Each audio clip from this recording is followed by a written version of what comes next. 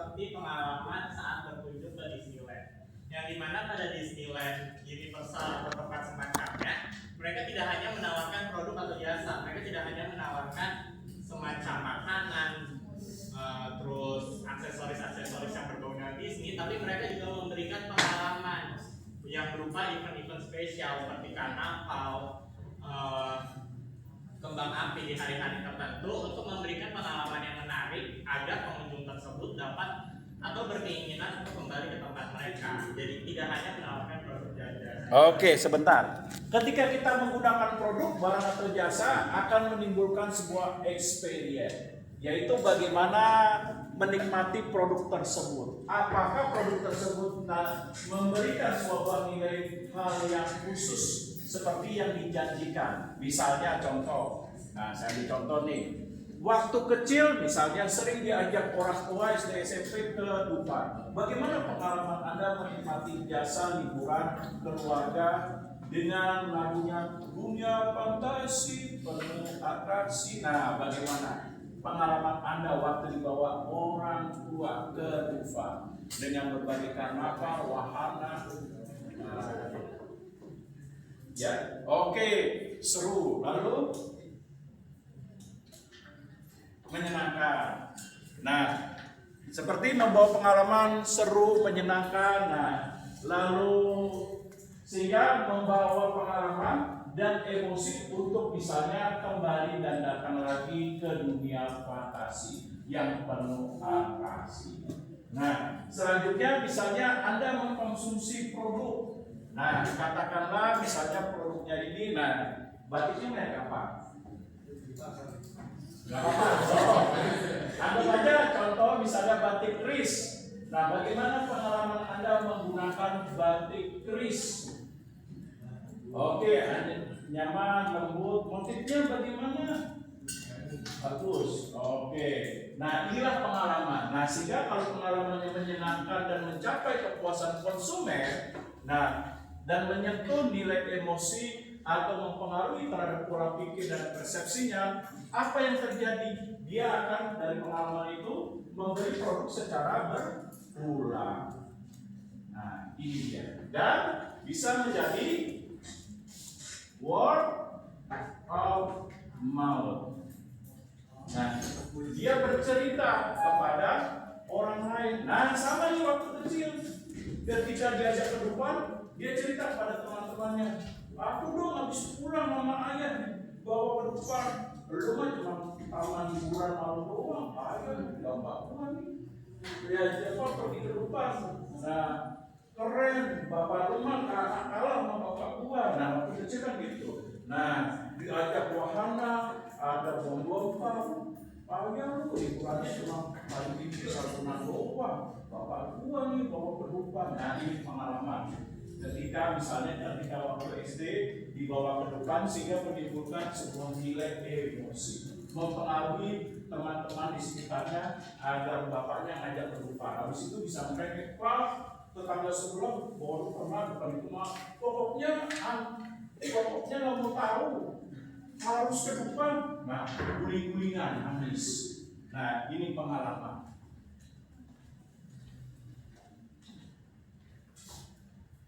Nah, sudah paham? Oke, kalau sudah, lanjutkan. Oh ya, silakan. Terima kasih lagi untuk Pak Jeffrey atas tambahannya. Kemudian kita akan membahas terkait 3-level product atau klasifikasi dari produk itu sendiri. Yang dimana kita mulai dari core customer value, yaitu manfaat utama yang sebenarnya dicari oleh konsumen. Jadi dalam konteks ini perusahaan itu harus mengetahui apa sebenarnya yang sesungguhnya atau ingin dibeli oleh pelanggan. Selanjutnya itu ke actual produknya, yaitu bentuk nyata atau bentuk terapan dari pertanyaan yang pertama.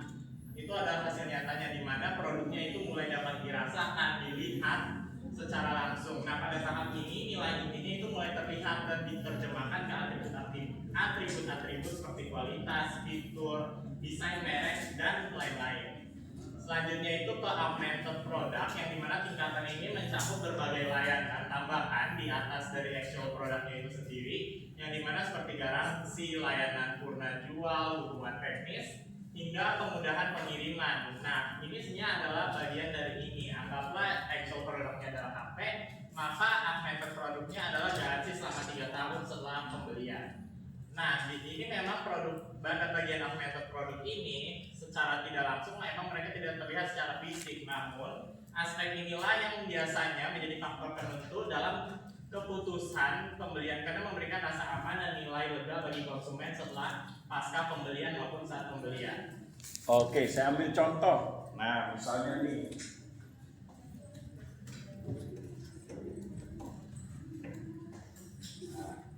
Anda punya dulu laptop. Berarti kalau Anda punya laptop ini, apa sih fungsi utama dari laptop ini? Buat dibanting Pak, ini Pak. Buat apa nih fungsi utama dari laptop yang Anda beli? Kira-kira beli berapa?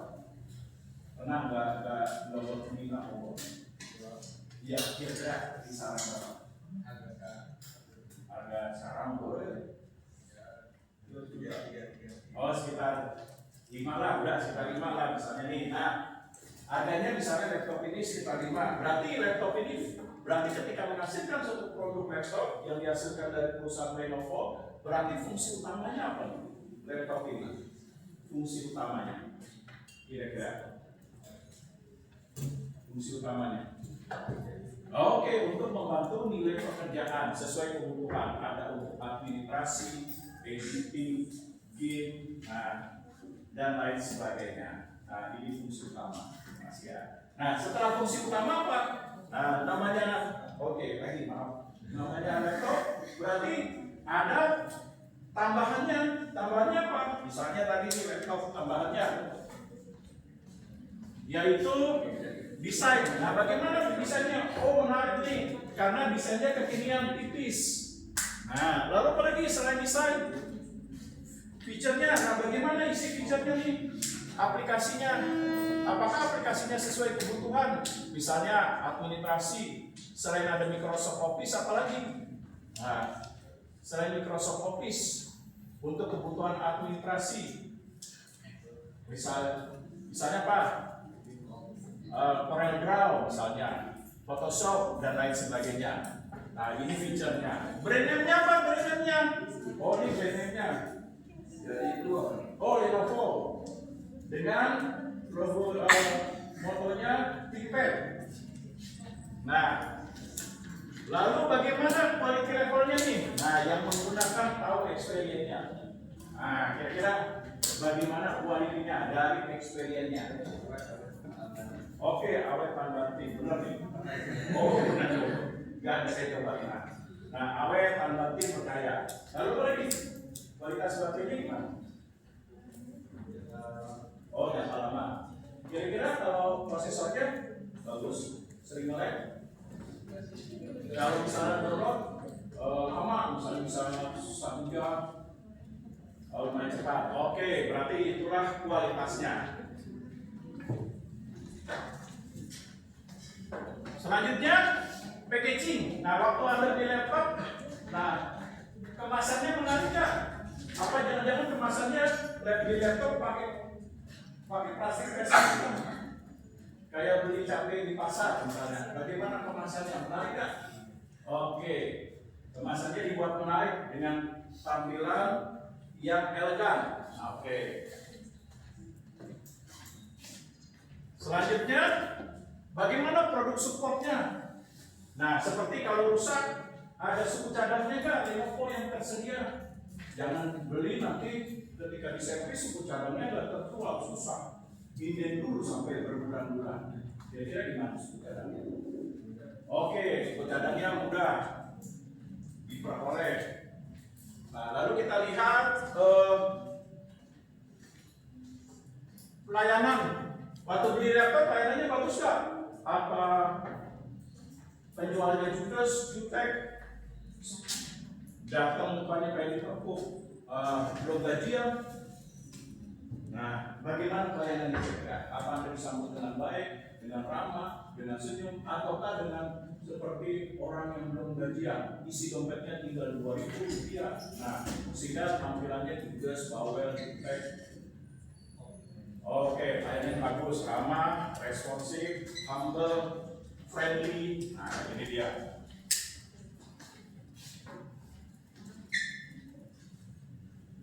Garansinya kira-kira gimana? Menarik nggak? Apa garansinya cuma garansi toko sebulan lagi? Waktu beli Lenovo gimana? Apa garansinya juga lengkap? Ada garansi toko, ada garansi dari pabrik. Oke, berapa tahun? 3, 5. Apa cuma garansi apa? Jasa servis atau cuma garansi under maintenance juga atau sebenarnya? Oh, 1 tahun, 5 tahun mesin. Oke.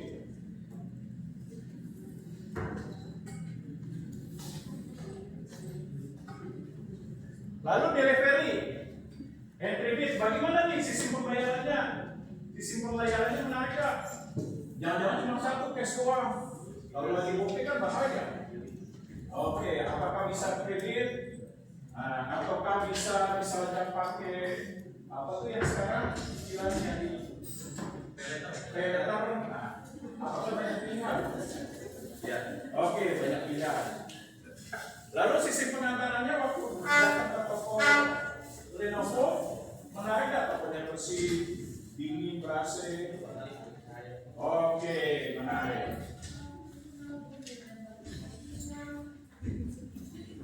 Nah, inilah contohnya ya ketika menghasilkan sebuah produk. Oke, lanjut. Oke, saya ucapkan terima kasih atas penjelasan tambahannya. Selanjutnya kita akan mengklasifikasi apa itu produk dan produk jenis apa yang kita kenali pada pasar. Nah tadi dulu ada setelah itu baru.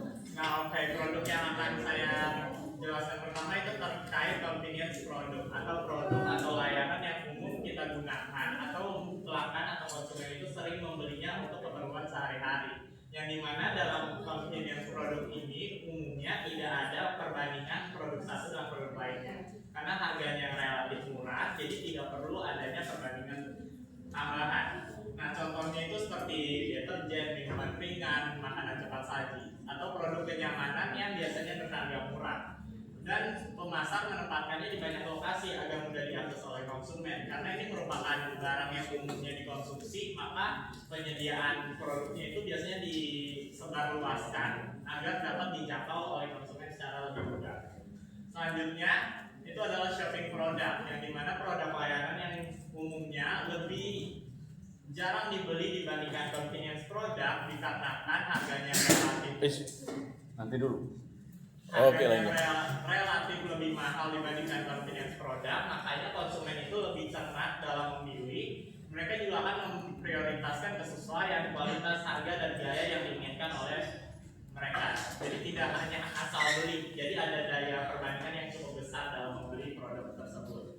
Nah, saat membeli produk atau jasa belanja konsumen menghabiskan banyak waktu dan tenaga. Jadi sebelum mereka memutuskan produk apa atau brand apa atau jenis seperti apa yang akan mereka beli, biasanya mereka akan mengumpulkan informasi terlebih dahulu produk A, produk B, produk C, dan mereka akan membuat perbandingan atau pertimbangan yang mana yang akan lebih bermanfaat dan apa yang lebih sesuai untuk kebutuhan mereka.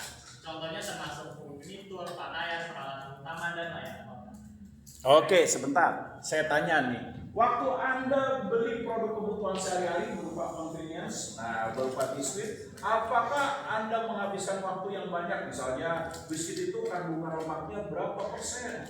Lalu nutrisinya berapa persen? Kandungan proteinnya berapa persen? Lalu bagaimana proses penyimpanannya? Apa Anda tanya sedetail itu? Oh, tidak. Berarti produk sehari-hari berarti apa nih? Pengambilan keputusannya cepat. Waktu Anda datang ke warung, Bu, Pak, beli regal, ketika nggak ada, habis. Ya udah yang lain, adanya biskuit Roma, udah nggak apa-apa. Nah, cepat mengambil keputusan. Karena kenapa? Karena pengorbanannya ini kecil. Contoh, pengorbanannya kecil, harganya berapa?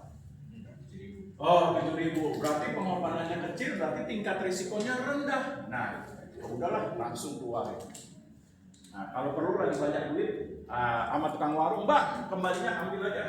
Orang kaya. Nah, misalnya lagi banyak duit, dikasih bos, bonus dan lain sebagainya.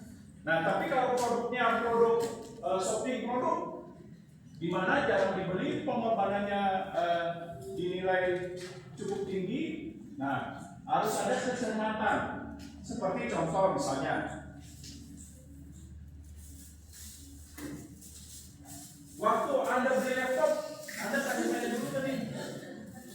langsung beli aja. Oke, tanya seperti memorinya kan, bagaimana prosesornya, daya tahan baterainya. Kalau untuk kebutuhan editing video, ini sesuai nggak? Tanya kan. Nah, berarti apa? Membutuhkan waktu bertanya dulu, mengumpulkan informasi. Kalau merek ini bagaimana, Bu? Merek ini seperti apa? Merek ini seperti apa? Nah, baru sesudah dapat informasi diputuskan mana.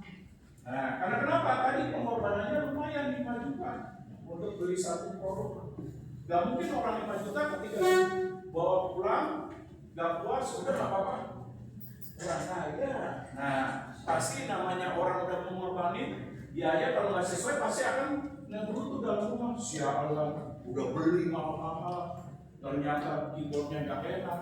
Nah, pasti mau ngecek. Nah, sampai orang tuanya, kalau kenapa sih dari tadi ngecek terus sampai keluar anjing dari tadi berkali-kali. Kenapa ini sih mah udah keluar duit 5 juta dari nabung uang jajan, tiba-tiba laptopnya baru dipakai seminggu, keyboardnya udah nggak enak. Nah, ini dia. Berarti apa? Membutuhkan waktu nih dalam hal membandingkan, melihat, dan juga nanti memutuskan mana produk yang akan dibeli. Karena kenapa? Membutuhkan pengorbanan. Oke, lanjut. Terima kasih atas penjelasan tambahannya. Selanjutnya itu terkait specialty product atau produk dan jasa konsumen dengan karakter unik atau identifikasi merek yang mana sekelompok besar pembeli bersedia melakukan pembelian atau upaya khusus untuk mendapatkan produk tersebut. Nah, specialty product ini mungkin terdengar lebih eksklusif dibanding shopping product karena konsumen akan meluangkan waktunya untuk bertanya atau berinteraksi dalam dealer fisik dan online terkait barang tersebut. Jadi contohnya adalah seperti merek mobil tertentu, peralatan fotografi yang eksklusif, pakaian buatan desainer, yang dimananya pembeli biasanya tidak membandingkan produk khusus karena dalam specialty product ini umumnya itu terkait dengan loyalitas terhadap brand, yang dimana jika seseorang sudah mengetahui apa yang mereka sudah pengen beli atau mereka menyukai brand tersebut, maka mereka tidak perlu membandingkannya dengan brand lain walaupun harganya tetap tergolong lebih tinggi. Selanjutnya itu unsought product atau produk konsumen yang tidak diketahui atau jarang dicari, yang dimana ini contohnya adalah seperti asuransi jiwa, jasa pemakaman, obat jantung, yang dimana definisinya itu adalah setelah terjadi baru dicari. Jadi mereka tidak dicari secara umum, kecuali misalnya obat penyakit tertentu, saya ambil penyakit jantung. Jika sudah terdiagnosis bahwa Anda memiliki amit-amit penyakit jantung, makanya kita akan segera mencari obat jantung itu. Makanya ini unsought product itu definisinya adalah tidak diketahui oleh konsumen, tapi biasanya mempertimbangkan untuk pembelinya di saat sudah terjadi. Oke, di saat peristiwa sudah terjadi, baru kita membutuhkan. Contoh nih, nah ketika mengalami kecelakaan, nah berarti pada saat peristiwa itu apa? Nah, adanya keinginan kebutuhan terhadap donor darah terhadap peristiwa tersebut. Tapi tidak diinginkan, contoh, mau kecelakaan setiap bulan? Nah, enggak, masih semua orang kalau ditanya mau kecelakaan mobil motor sebulan, amit-amit Pak, jangan sampai. Nah, berarti tidak diinginkan, diharapkan. Tapi kalau sudah terjadi, nah berarti kita harus memenuhi sebuah nilai kebutuhan untuk menyelamatkan jiwa. Seperti apa? Donor darah atau adanya kantong darah. Nah, ini dia. Nah, kalau spesial, seperti apa spesial? Kayak Anda membeli rumah, apartemen, gedung. Nah, ini contoh yang lain. Berarti Anda harus melihat bagaimana ya pengembangnya, fasilitasnya apa, lalu apa pembelian secara cash card, kredit card, dan lain sebagainya. Nah, sehingga membutuhkan waktu yang diperlukan. Gak mungkin orang beli rumah, apartemen seperti membeli kacang goreng. Beli satu apartemen berapa? 600 juta nih. Nah, kalau yang punya saya rasa bingung. Buset, langsung ngeluarin 600 juta. Kayak amat. Nah, pasti kalau namanya beli apartemen dia hati-hati. Kita pun yang sudah hati-hati bisa tertipu juga. Contoh seperti Meikarta tuh. Nah, konsumen udah mengeluarkan uang, tiba-tiba mangkrak. Nah, oleh sebab itu dibutuhkan waktu untuk memperhatikan terhadap pembelian suatu produk dengan berinteraksi seperti bertanya mendalam. Nah, supaya jangan sampai terjadi sesuatu hal nantinya yang tidak diharapkan. Oke, lanjut. Terima kasih atas penjelasan tambahannya. Ini adalah klasifikasi produk terakhir, yaitu industrial product atau produk industri adalah produk yang biasanya digunakan atau dibeli dan akan diproses lebih lanjut. Jadi ini umumnya terdiri dari 3 jenis barang. Yang pertama itu bahan dan suku cadang. Ini adalah umumnya diklasifikasikan sebagai produk bahan baku yang akan dibeli oleh sebuah bisnis, UMKM atau semacamnya untuk diproduksi kembali dan akan menciptakan produk dengan nilai ekonomi yang lebih daripada bahan baku itu sendiri. Selanjutnya adalah barang modal atau produk industri. Ini adalah barang yang dibeli itu untuk membantu proses industri yang biasanya harganya relatif mahal dan merupakan investasi besar dan akan digunakan untuk jangka waktu yang cukup panjang. Contohnya adalah mesin, terus juga peralatan aksesoris dan lain-lain. Nah, yang terakhir itu adalah perlengkapan dan jasa persediaan, mencakup persediaan operasi dan barang-barang perbaikan dan pemeliharaan. Nah, khusus perlengkapan dan jasa ini mungkin tergolong lebih seperti layanan pemeliharaan, perbaikan serta layanan konsultasi bisnis. Oke, ada yang mungkin di sini orang tuanya buka catering atau restoran. Nah, ketika orang tua kalian beli berbagai sayur mayur, daging, telur, tepung, dan lain sebagainya, apa sih gunanya? Nah, mungkin orang tua kalian beli telur, sayur mayur, daging, apa untuk dipajang selama 3 tahun? Nah, pasti untuk sebagai barang modal. Itu apa? Orang tua kalian nanti melakukan proses produksi untuk merubah berbagai menu makanan. Ada capcay, mungkin ada apa lagi, telur balado, lalu teri kacang dan lain sebagainya. Nah, lalu apa lagi? Namanya industri produk membutuhkan perlengkapan. Contoh, di sini mungkin ada orang tuanya yang buka restoran. Berarti perlu apa? Agar mendukung usaha restoran yang orang tua kalian buka. Berarti harus apa nih? Restoran. Ya mungkin restoran perlu kembang 7 rupa. Nah, namanya restoran perlu apa? Tempat duduknya, ada mejanya. Lalu apa lagi? Supaya nyaman ada AC-nya. Lalu apa lagi? Supaya nyaman ada TV.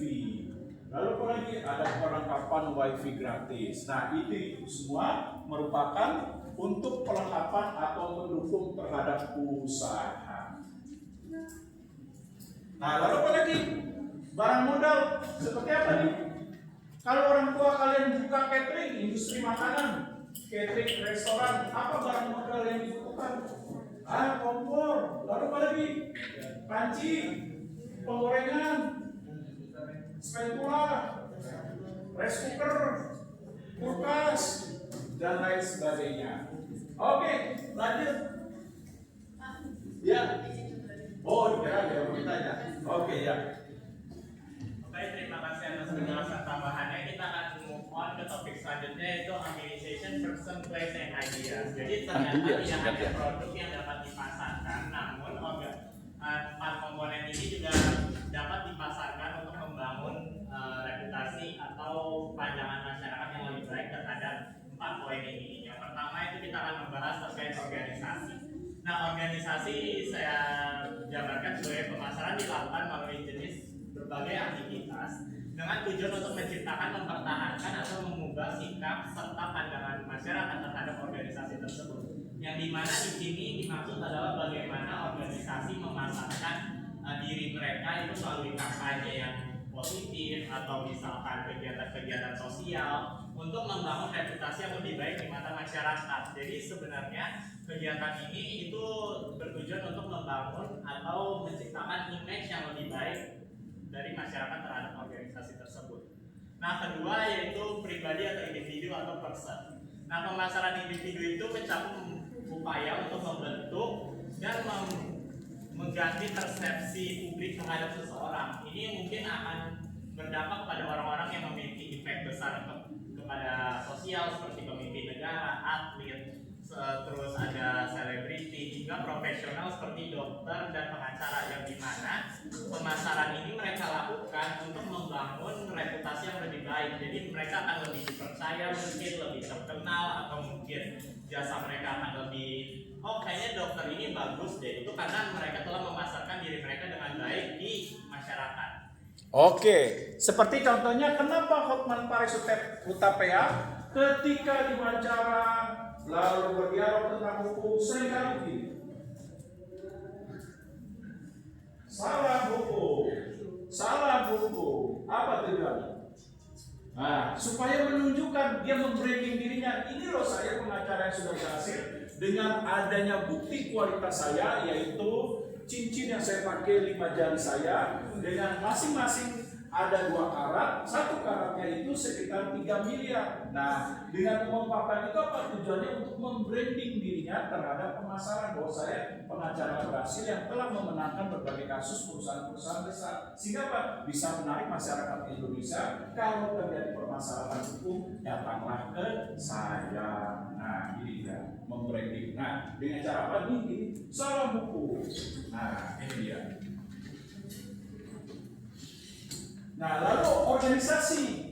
Contohnya nih, ketika Anda lulus, Anda masuk ke Ikatan Akuntansi Indonesia. Nah, kira-kira bagaimana nih ketika Anda masuk Ikatan Akuntansi Indonesia atau masuk ke Ikatan Sarjana Manajemen Indonesia? Gimana? Ketika ngobrol-ngobrol, mengeluarkan kartu nama nih, wah, tidak. Oh, ternyata Anda anggota Ikatan Sarjana Manajemen Indonesia. Ketika buka konsultan, apa? Lebih dipercaya. Lalu apalagi selagi percaya, image citranya menjadi lebih baik. Nah, sehingga boleh nggak kalau saya ada masalah tentang manajemen datang ke Anda? Oh, silakan. Nah, karena kenapa? Ada pengakuan berupa apa? Organisasi Ikatan Sarjana Manajemen Indonesia atau Ikatan Akuntansi Indonesia. Oke, lanjut.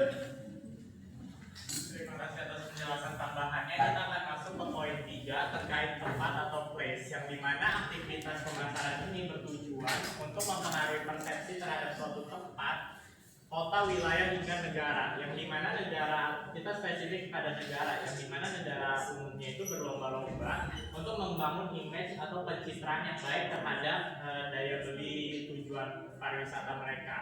Dan umumnya mereka melakukan hal ini untuk kegiatan ekonomi melalui seperti konferensi dan industri, yang dimana upaya ini biasanya untuk membangun citra yang baik terhadap tempat tersebut untuk menarik seperti wisatawan asing maupun wisatawan domestik. Oke, coba yang paling pojok ketika Anda seminar, tapi seminarnya di tempatnya di Hotel Hilton.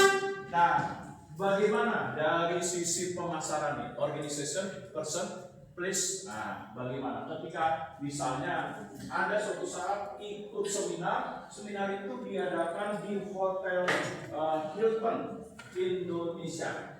Nah, apa yang terlintas di benak Anda? Hah? Enggak, apa yang terlintas kalau seminarnya di Hotel Indonesia? Oke, ternyata apa? Wah, seminarnya pasti berkualitas. Yang mengadakan pasti organisasi yang bergengsi. Jangan-jangan ini bisa, yang mengadakan bisa Hesimensen seperti konsultan manajemen internasional dalam bidang pemasaran. Nah, lalu apalagi nih kalau diadakan di Hotel Hilton? Oke, pasti melihat wah acaranya megah, besar, bergengsi, pasti dihadiri oleh kaum profesional. Nah, ini contohnya dari sisi organization. Nah, tapi kalau seminarnya di warteg misalnya, kalau seminarnya di warteg nih, dihadiri oleh ini misalnya, bagaimana image-nya? Pasti ini seminarnya ecek-ecek, Pak. Apaan? Di warteg. Lalu apa lagi? Wah, dihadiri paling bukan kaum profesional sih, Pak. Nah, lalu apa lagi? Wah, murah lagi. Nah, kira-kira pembicaranya berkualitas atau enggak sih ini kompeten? Nah, ini dia. Oke, lanjut. Oke, terima kasih atas penjelasan tambahannya. Poin terakhir itu terkait ide, yang dimana ide ini adalah setiap kegiatan pemasaran mengandung unsur penyampaian ide, baik yang bersifat umum maupun spesifik. Namun fokus penyampaian ide ini diberikan pada pemasaran ide sosial yang dikenal sebagai pemasaran sosial. Nah, pemasaran sosial ini menggunakan konsep alat pemasaran. Nah, alat pemasarannya itu bisa organization, place, maupun person. Yang dimana pemasaran sosial ini untuk mendorong perubahan perilaku secara positif atau berdampak positif bagi individu maupun masyarakat.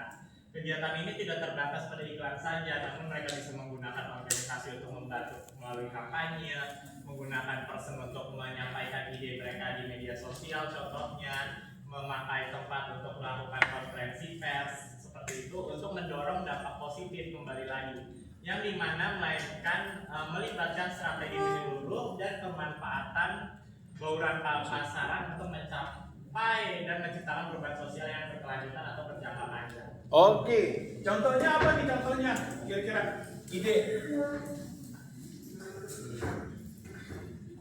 Oh.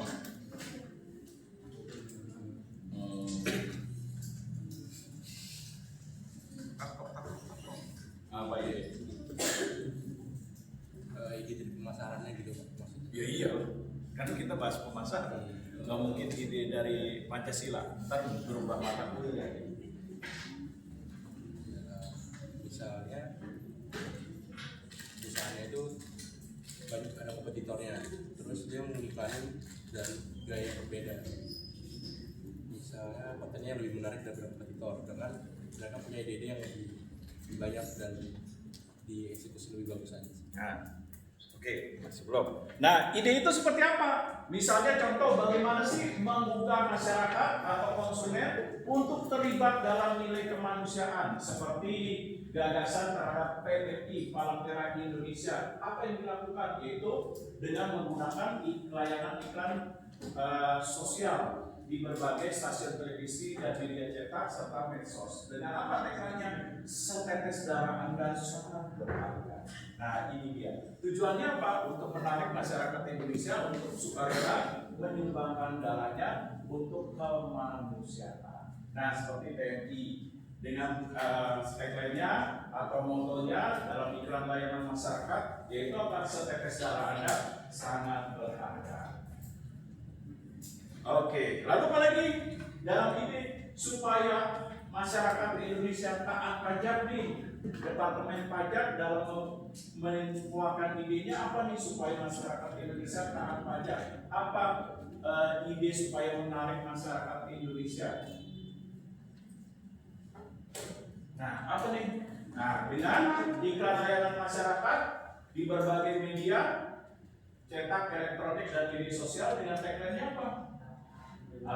Orang bijak apa? Pajak. Nah, ini dia.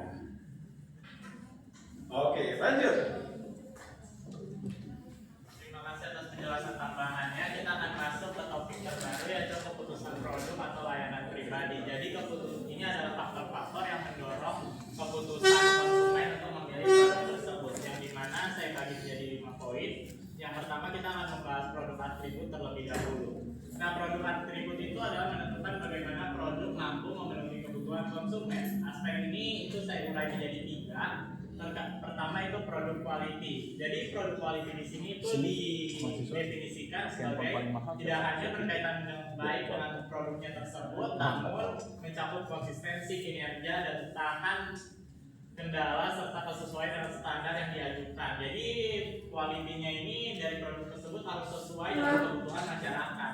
Tidak hanya misalkan fitur mereka bagus tapi quality mereka jelek, itu akan menimbulkan ketidakbalansan antara produk itu sendiri. Jadi produk quality itu sangat penting untuk meningkatkan atau menambah kualitas yang tinggi dan memperkuat kepercayaan pelanggan dan mengurangi resiko kerusakan atau ketidakpuasan. Karena jika quality saat membeli barang, jika seorang konsumen merasa quality atas barang tersebut itu kurang dari standar, maka itu akan menimbulkan ketidakpuasan, yang dimana itu berdampak juga kepada loyalitas konsumen terhadap brand tersebut.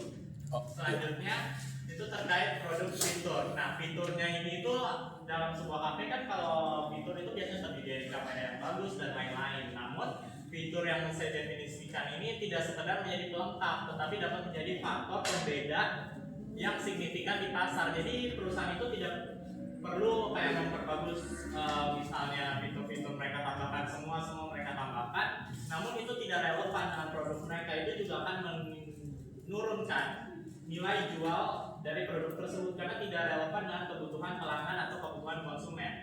Selanjutnya produk style and design. Nah ini mungkin akan menarik secara visual karena jika kita membeli barang itu juga didorong oleh pandangan atau first impression kita terhadap desain atau packaging luarnya. Jadi produk style and design ini juga selain dari quality dan feature, ini merupakan first impression yang sangat penting yang perlu dipertimbangkan oleh sebuah perusahaan dalam merancang visual dari produknya mereka sendiri untuk sebelum dipasarkan. Oke, ada yang di sini pengguna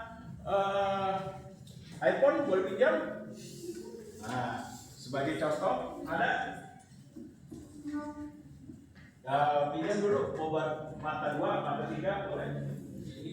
Oke, pinjam dulu.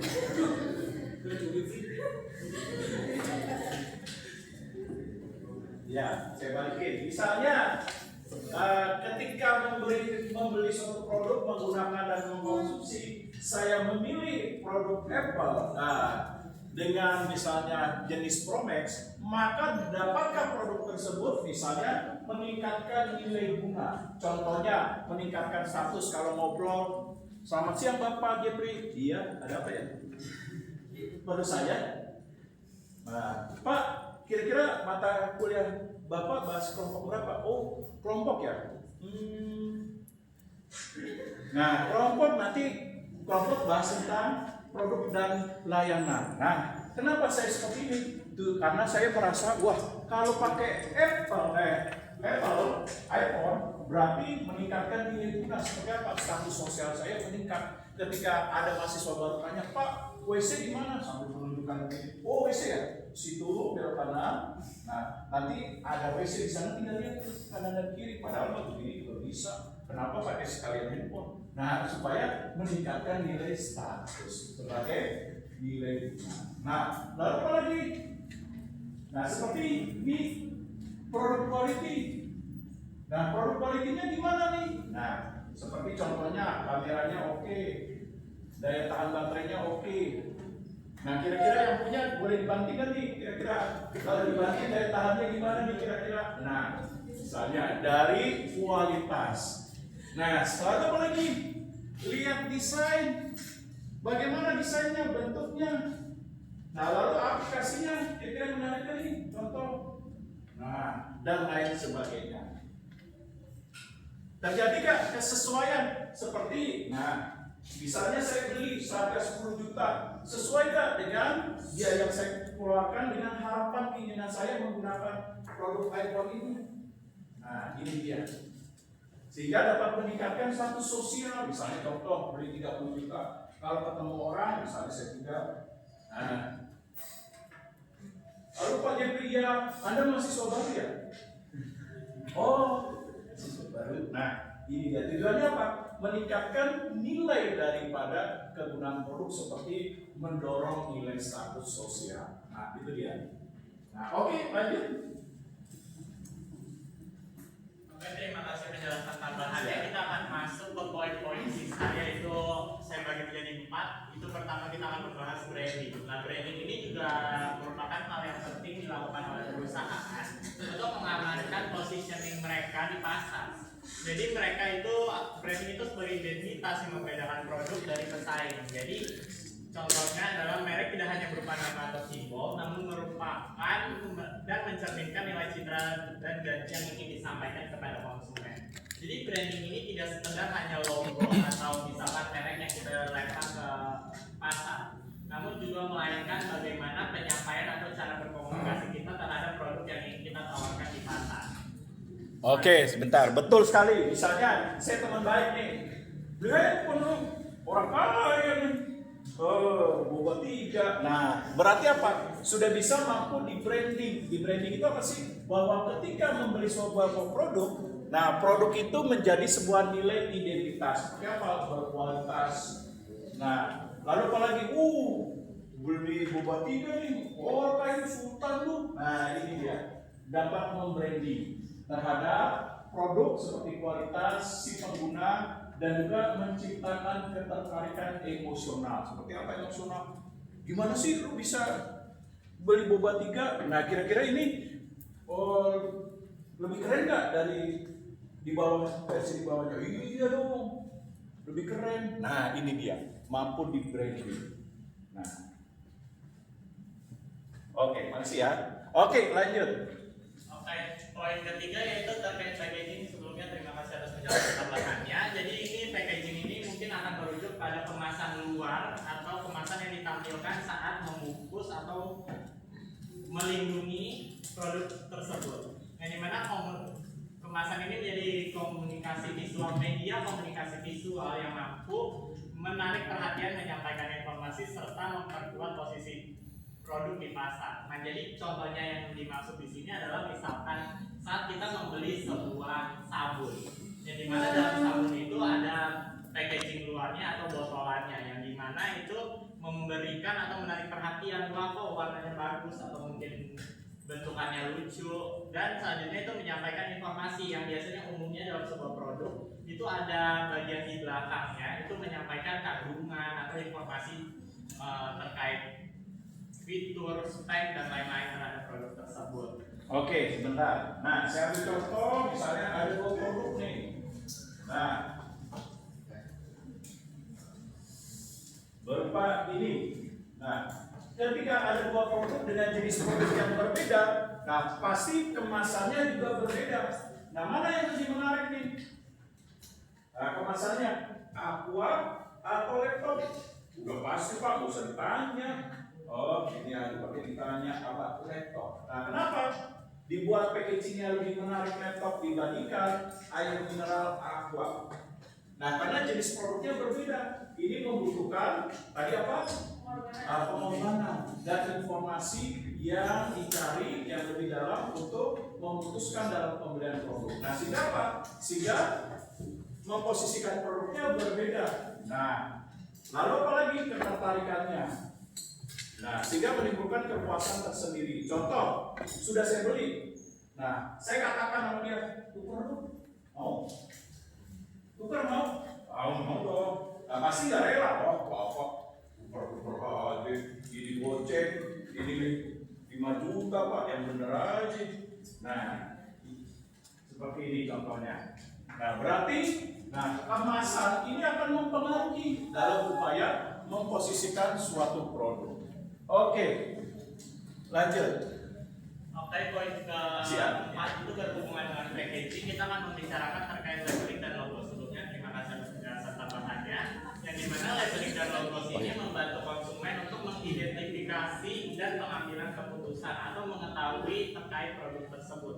Pertama kita akan membahas label terlebih dahulu. Jadi label ini adalah yang sering kita lihat di belakang-belakang kemasan produk yang menceritakan atau memberitahukan terkait kandungan, peringatan, serta hal-hal yang berkaitan untuk melindungi konsumen dari produk tersebut. Jadi misalkan dalam aqua, misalnya kandungan airnya berapa, kandungan zat-zat lainnya berapa, itu akan diberitahukan melalui label di belakang kemasan produk tersebut.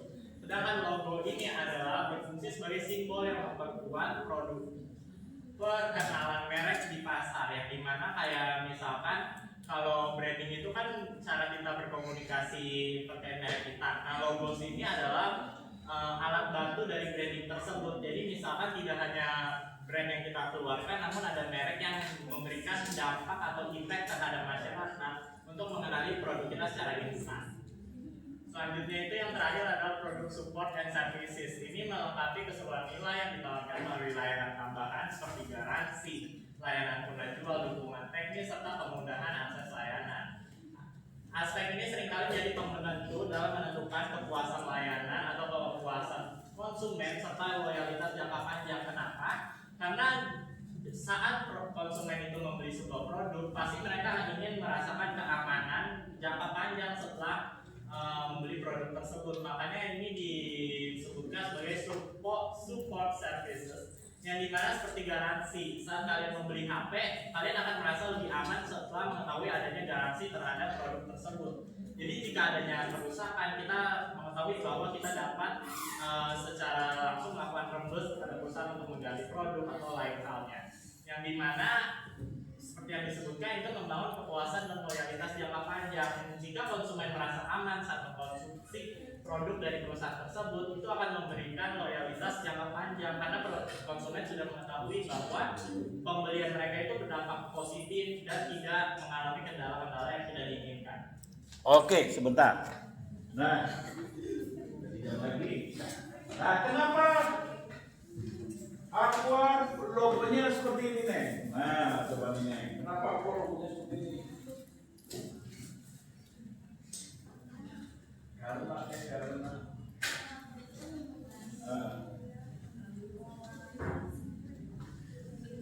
Oke, itu semua.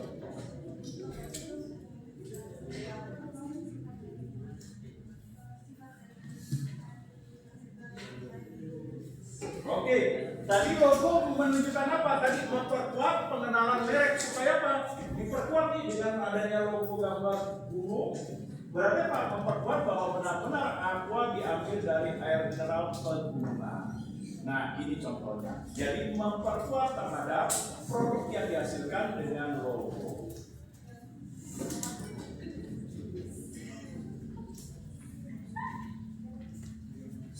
Oke, saya pinjam dulu. Nah, bagaimana Anda membeli laptop ini? Apa support pelayanannya? Apakah kalau rusak gak diganti, cuma ucapan dari tokonya cukup prihatin?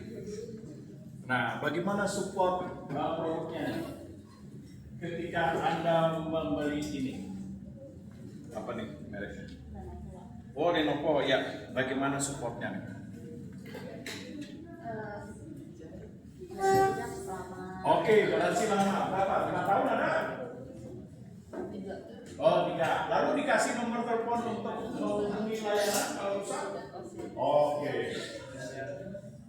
Lalu kira-kira apakah service centernya cukup tersedia? Luas? Oke. Nah, inilah produk support penutup. Oke, lanjut.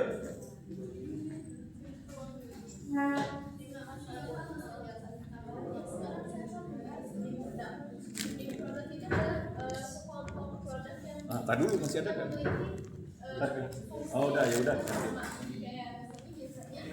Di sini aja nggak usah jauh. Oh.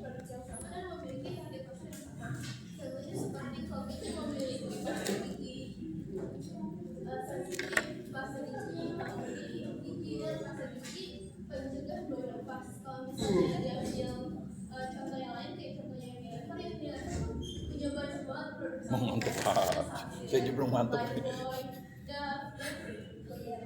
Nah, selanjutnya ada mix product. Mix product itu adalah gabungan dari many product di dalam perusahaan tersebut. Kalau misalnya produk mix itu kayak di Colgate itu ada pasta gigi, terus ada sikat gigi dan sabun. Kalau misalnya di dalam Unilever itu ada banyak. Kayak contohnya sampo, sabun cuci piring, sabun cuci baju dan lain sebagainya. Oke, biar nggak ngantuk, lini produk apa contohnya? Lini produk. Ya ini sama aja.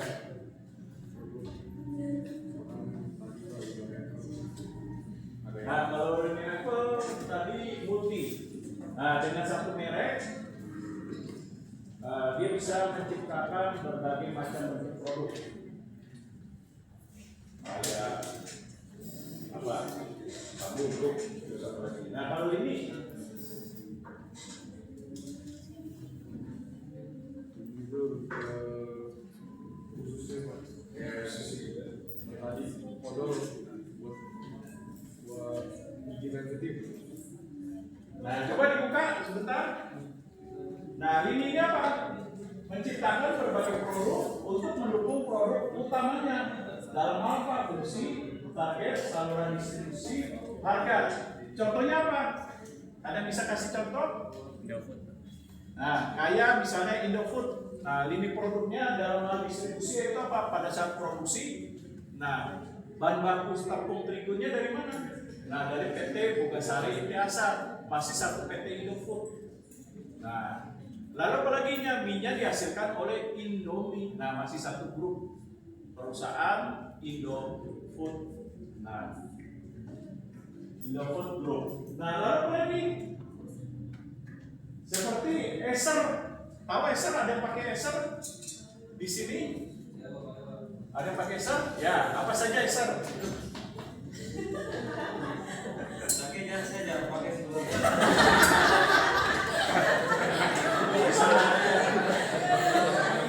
Bisa aja nih kalau Acer. Nah, Acer menciptakan berbagai ini produk yang masih berkaitan dengan fungsi produk, yaitu apa? Fungsi produk untuk produk komputer.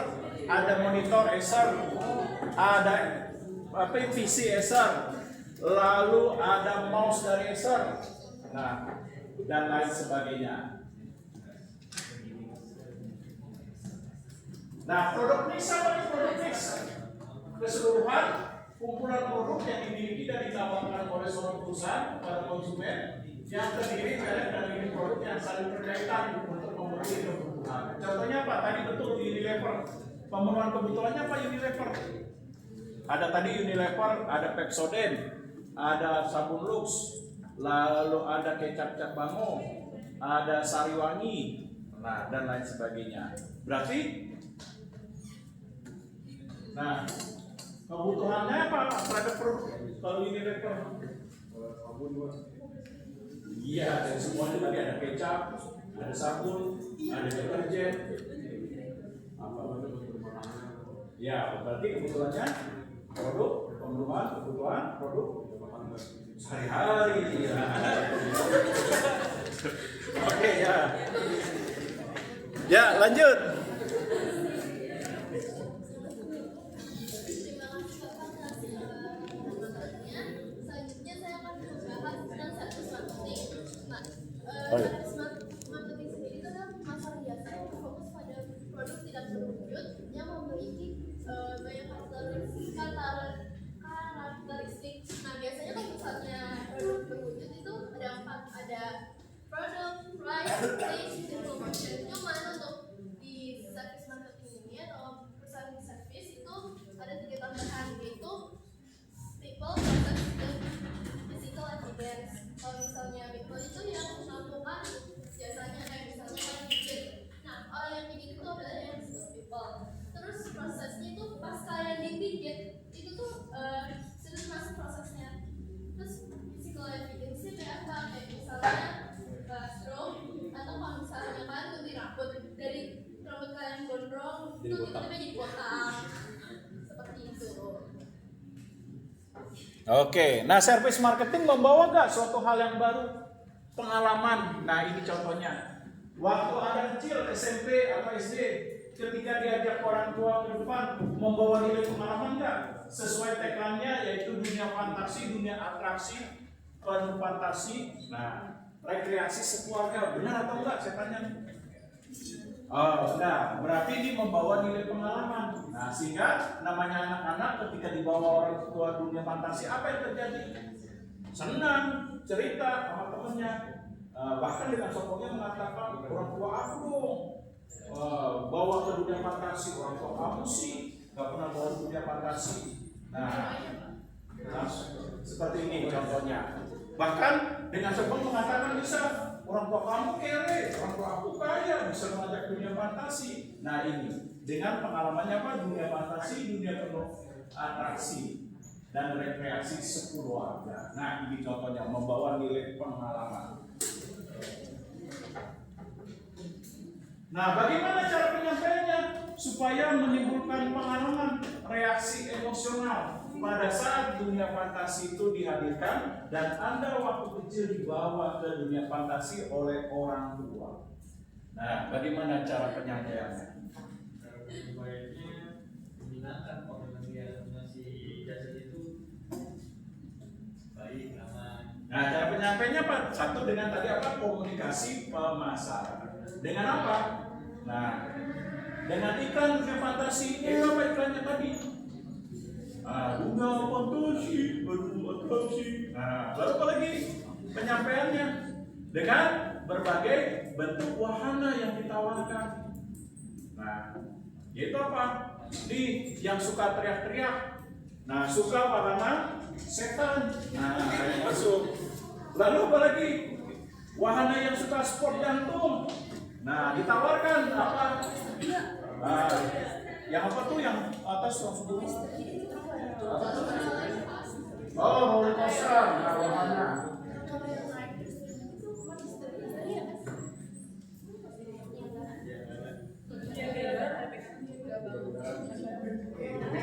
Nah, lalu lagi, bagaimana bentuk fisiknya setiap wahananya?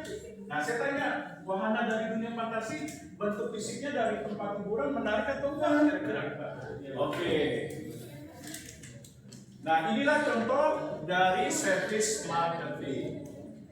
Oke, lanjut.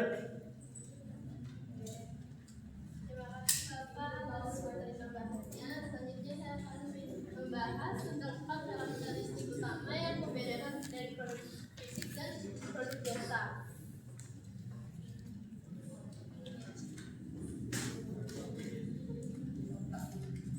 Yang pertama ada integrity atau tidak berwujud.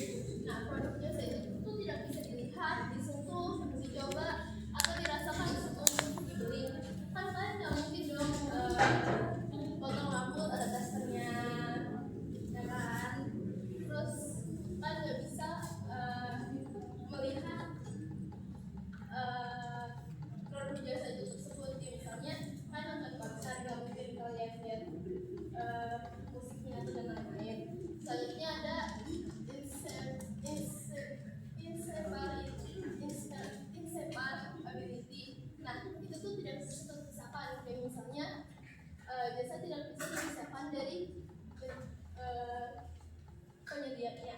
Kayak contohnya kan potong rambut, kan nggak bisa potong rambut di kota A tapi pemotongnya di kota B. Terus kan nggak bisa beli sekarang dipakainya nanti, harus langsung dipakai saat kerja. Terus ada variability, itu tuh kualitas jasa dari setiap orang tuh berbeda guys. Kayak contohnya kan potong rambut di tempat A dan tempat B tapi hasilnya beda, kualitasnya beda, cara penyampaian rambut gimana ya? Kayak misalnya kan potong rambut pasti ada ngobrol-ngobrol lah sama barbernya. Nah, Sama satu lagi, jangan lupa bentuk jenis pelayanan. Kayak Anda naik kereta api, ada kelas bisnis. Kalau kelas ekonomi, ya resiko padet-padetan. Ada yang mungkin dipepet-pepet, ada yang lebih tinggi sampai begini, keteknya bawa asap, ya terima aja. Misalnya sebelahnya bawa ketek, ya udah. Namanya juga kelas ekonomi. Nah, berbeda dengan seperti kelas bisnis atau kelas eksekutif, pasti pelayanannya juga berbeda. Nah, ini terhadap nilai variasi. Oke, lanjut. terus ada variability, itu tidak pernah sama. Nah, produk jasa itu seperti yang bakal sampaikan sebelumnya. Kalau potong rambut kan nggak mungkin bisa dipakai sama, yang pasti beberapa bulan kemudian kan bakal potong rambut lagi kan, karena sudah panjang seperti itu. Kayak misalnya kalian naik transportasi umum, kalian beli satu tiket, kan nggak mungkin kalian pakai tiket yang sama untuk berulang-ulang kali, itu namanya kriminal. Oke, satu lagi jangan lupa, apa jasa sulit untuk distandarisasikan. Contoh, Anda ke bank, dilayani oleh customer service pada pagi hari ramah. Coba jam 12 waktu makan siang. Kalau nggak judes muka udah ditekuk. Wah, pasti ngomel-ngomel. Nah, pegawai customernya juga udah jutek. Karena kenapa? Waktu jam 12 siang, lagi lapar-laparnya, mau bludak lagi nasabahnya. Nah, sehingga jasa sulit distandarisasi. Sama seperti dosen. Apa contohnya? Misalnya nih, sehari ngajar 4 kelas. Jam 7.30 oke ramah. Jam 10.30 oke ramah. Ketika jam makan siang. Jam 1 tuh masuk kelas lagi mulai tuh. Nah, biasanya dosen juga mulai capek. Tanduknya, elbow-nya mulai keluar tuh. Mulai galak, judes, jutek. Nah, apalagi kelas malam 18.30. Udah ngajar dari pagi sampai sore, ditambah lagi 18.30, apa yang terjadi? Tambah lagi yang tadinya tanduknya cuma 1 cm, 5 cm jadi 15 cm. Nah, hellboy-nya yang lebih keluar lagi, berarti apa? Tambah berapa? Nah, sehingga apa? Jasa sulit untuk distandarisasikan. Nah, kalau ini kan gampang distandarisasikan. Apa standarisasi ini? Kira-kira? Nah, coba nih. Diskusi bertiga dong, berdua. Nah, kira-kira kalau standarisasi ini gimana nih?